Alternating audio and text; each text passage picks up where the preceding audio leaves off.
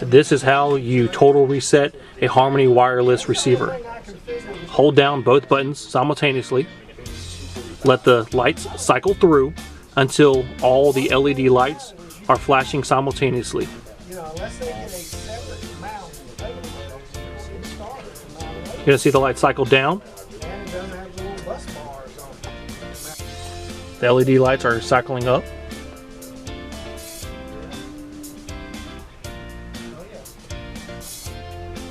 Now all the lights are lighting up simultaneously. Remove your finger and press them down once again, and all the LED lights will go solid. Now your device is total reset.